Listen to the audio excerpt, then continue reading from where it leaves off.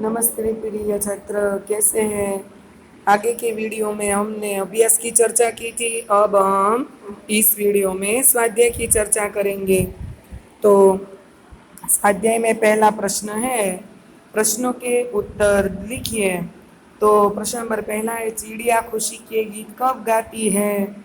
तो जब सुबह होती है तब चिड़िया खुशी के गीत गाती है। सुबह होने पर चिड़िया खुशी के गीत गाती हैं। सुबह होने पर प्रकृति में कैसे बदलाव आते हैं।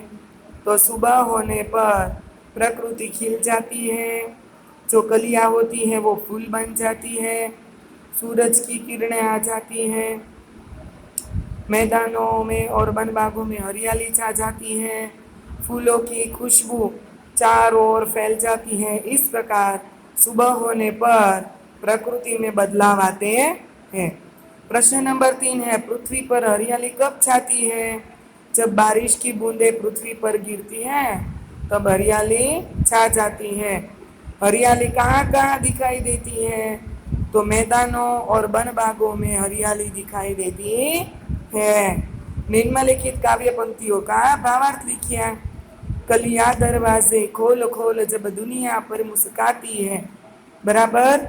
तो जो कली, इसका भावार्थ होगा, जब रात होती है तो वो कली होती है, परंतु सुबह होने पर कलियां अपने दरवाजे खोल खोल, माने उसकी पंखुड़ियां एक के बाद एक खिलती है और वो फूल बन जाती है, और जैसे वो मुस्कुरा रही हो दुनिया पर, माने आनंद में आ रही हो, इसे हिलती है डुलती है, उस प्रकार वह दुनिया पर मुस्काती हो ऐसा लगता है।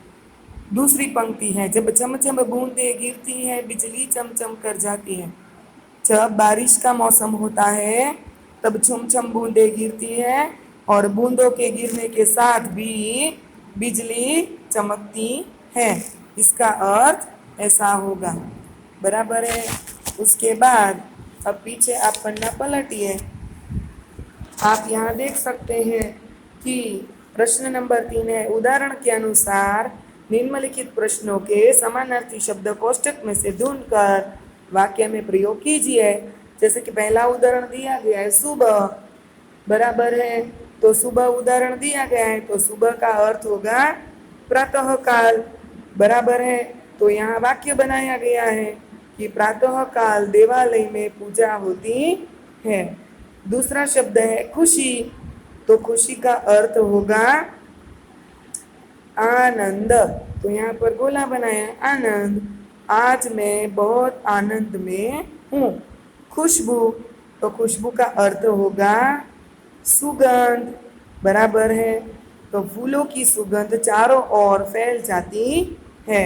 चौथा शब्द है बहुत, तो बहुत शब्द का अर्थ होगा ज्यादा, मैंने आज ज्यादा खाना खाया, बराबर। मुस्काना, तो उसका अर्थ होगा हंसना, बराबर। हंसना सेहत के लिए अच्छा होता है। इस प्रकार आपको इन पांचों शब्दों के वाक्य बनाकर इसके अर्थ यहाँ लिखे गए हैं और वाक्य मैंने बनाए हैं, आपको अपनी फेयर बुक में लिखने हैं।